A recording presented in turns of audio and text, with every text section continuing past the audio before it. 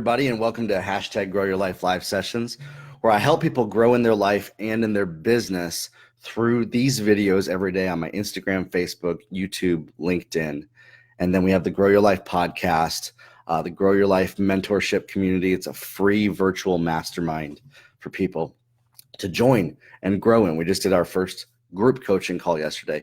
And what came out of it was this right here. Slow decision-making is why people, organizations, and businesses fail. It's the number one thing that points to that. So most people, why they fail to grow is what it is. And then it also can cause failure, because a failure to grow ultimately ends up in failure in an organization. And it's slow decision-making, a lack of fast decision-making, a lack of both fast and precise decision-making is one of the biggest things. And you may think that it has to do with a lack of money.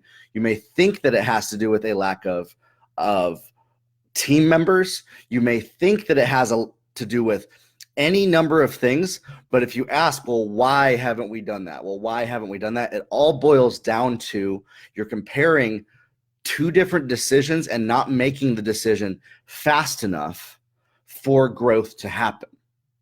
And each decision has a stacking amount of decisions that happen. So you make one decision, 5 more appear. Now you have to choose between those 5. You whittle it down to 2, and then you spend 10 weeks on those 2 decisions. And this is what causes people to fail to grow. You know, Gary Vaynerchuk really pushes this, that speed is one of the most important things. And what he means by that, I believe, is speed of decision making. Because when you can make decisions, once you make a decision, execution and action is actually very easy because you know what to do. So what slows people down in growing in businesses, in organizations, businesses and organizations are just groups of people. So ultimately, this is still a people issue. People are afraid to make decisions. And you might say, well, no, we're not afraid to make decisions. We just don't want to make the wrong ones. Not wanting to make the wrong ones is fear manifesting itself, because if you make the wrong one, you are afraid of what could happen. And so in that, it's manifesting in that way. You know, it looks like wisdom, and yet it's not. Now, I understand going up the chain, working in an organization, talking to the right people, bringing people together. However, even just boiling it down to this, slow decision-making of when to have a meeting. like make decisions fast in the areas you can, and then bring people together. There is not a reason or benefit to slow down the process. Now, I understand there's process in that, but there's now tools in 2018, video chat, video meetings, voice recordings, emails, to talk quicker, bounce things off of people, send that email. You know, if you're a solopreneur, it's about doing your video content, launching your website, running an advertisement, what the copy is. Yet so often you're taking so long to decide what the best thing is because you're afraid of doing the wrong thing. And in that, you'll spend 5-10 years hoping to get a result in your organization. Slow decision-making is why people, businesses, and organizations will fail to grow. And I can prove that to you in almost every area. If you ask me, well, this is why. Go backwards on that. What's the reason why? Okay. So for instance, myself, the reason why I was struggling is resource, money to hire people. Okay. Well, why is that? Well, I have to do XYZ. Well, why haven't you done that yet? Well, because of this. And it ultimately boiled down to slow decision-making on my part. It ultimately boils down to slow decision-making. Do we use this system versus that system? Do we hire this person versus that person? Do we go to this conference versus that one? Do we launch this product versus that one? Slow decision-making becomes a bottleneck, and it chokes it out. So one of the biggest things in throughput is you have a flow, but the bottleneck comes in where the slow decision making is. So where the slow decision making is, think of it like a pipe with water flowing through. The slow decision-making now becomes the bottleneck right there. It's one of the first bottlenecks that you can really remove in an organization.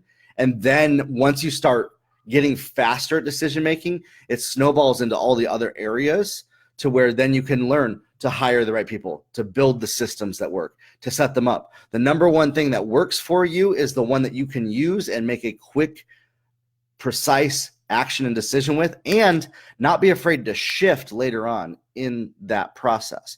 So I want to encourage you today, really, it's very simple. This is going to be a shorter video. Take a look, a personal self-evaluation of your personal life, what you're doing, what you're not doing, and your goals. Work backwards, ask why I'm not there yet, what do I need to do? And it'll boil down to one key area that you're slowing yourself down in decision making. If you're in a business, you know, one of the biggest things was I've noticed in organizations is making decisions. Or here's the biggest thing now, if we're going into a sales process, is if you are actually slowing down your customer's decision-making process. So if you purposefully have mechanisms in there that are slowing down your customer's decision-making process, your business starts to fail because your customers are taking longer to decide to become your customer. People are taking longer to decide to give to your organization, to enroll, to become a part of it. They're taking longer to decide if they want to join your organization. So any way that you can streamline and fluidly increase the decision-making process on both sides of the coin, leadership all the way up the chain. So for instance, if your answer to something is, well, I have to check with so-and-so. Now the bottleneck is how long it takes you to check with so-and-so and get back. So in that, now as a leader, if you look at that and you're hearing this, and some of you that are number 2 and number 3 people, you can help your leaders understand this in a very respectful way. Say, hey, I think that one of the biggest things that's maybe slowing down some of this is we're not streamlined in how quickly we can make decisions. A leader who's at the top of an organization will usually be able to make decisions very quickly. So how can we quickly present the decisions they need to make? And that's one of the biggest things when I come into an organization and consult, that I help identify as where those bottlenecks are, how to make decisions, and then I'll also help offer advice on decisions out of my own expertise, experience.